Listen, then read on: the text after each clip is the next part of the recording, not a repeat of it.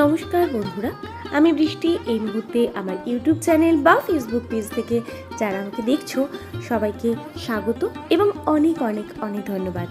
আর আজকে তোমাদের সঙ্গে শেয়ার করব পয়লা বৈশাখের ভিডিওটা, অর্থাৎ পয়লা বৈশাখটা আমার কিভাবে কেটেছে সেটাই তোমাদের সঙ্গে আজকে শেয়ার করব।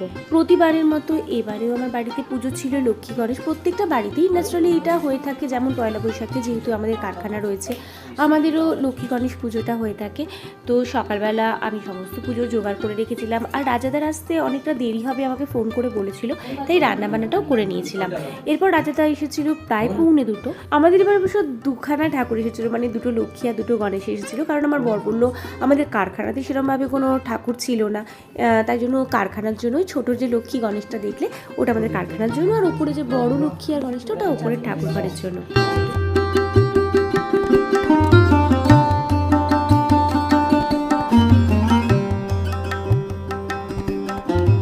সন্ধেবেলা একটু আবার প্ল্যান ছিল, কারণ আমার ভাসুরের দোকানে হালখাতা হয়, তো আমার ছেলেরা সন্ধেবেলায় চলে গিয়েছিল আর আমি গিয়েছিলাম তার একটু পরে। এরপর দোকানে গিয়ে কিছুক্ষণ থেকে তারপর আমার ছোটো ছেলের আবার 8টা থেকে পড়া ছিল, ওকে স্যারের কাছে ছেড়ে দিয়ে আমি বলছিলাম যে আমার বরকে চলো এবার বাড়ি চলে যাই, কারণ গিয়ে আমাকে আবার রান্নাবান্না করতে হবে। তো আমার বর বললো যে না চলো আজকে একটু ঘুরতে বেরোই।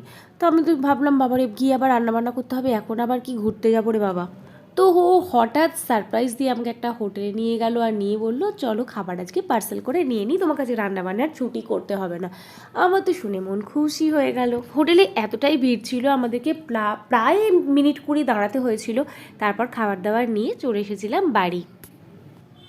এরপর অবশ্য আমার একটু শপিং করারও ইচ্ছে ছিল, কারণ তার পরের দিন আমার কোলাঘাট যাওয়ার কথা।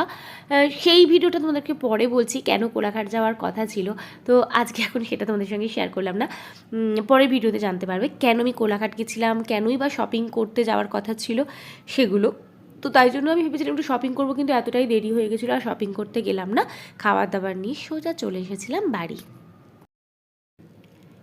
এরপর বাড়ি এসে আজকে তো আমার কোনো কাজ ছিল না, কারণ ছোটো ছেলে পড়তে চলে গেছিলো, আর বড় ছেলে তো পড়াশোনাটা এখন সেভাবে আমি আর দেখি না, ও পড়াশুনো করছিল, তো আমি কি করব, রান্নাবান্নাও ছিল না, তো আমি একদম ফ্রি ছিলাম। তাই তখন বসে বসে আমি একটু রিলস বানালাম, তোমাদের জন্য ভিডিও বানালাম, আর শেষে বর ফেরার পর খেতে বসলাম। তো দেখতেই পাচ্ছ আমরা কি কি খাবার নিয়েছিলাম। হ্যাঁ, পনির বাটার মশলা, আর হচ্ছে যে তন্দুরি রুটি আর তড়কা। হ্যাঁ, বাড়িতে যেহেতু আজকে ঠাকুর পুজো হয়েছিল আমরা চিকেন বা মটনটা কিন্তু অ্যাভয়েড করেছিলাম। যাই হোক, এই ছিল আমার বছরের প্রথম দিন। আমার প্রথম দিনটা তো বেশ ভালোভাবে কেটেছে, তো আশা করি বছরটা যেন সারা বছরটাই এরকমভাবে হ্যাপি হ্যাপি কেটে যায়।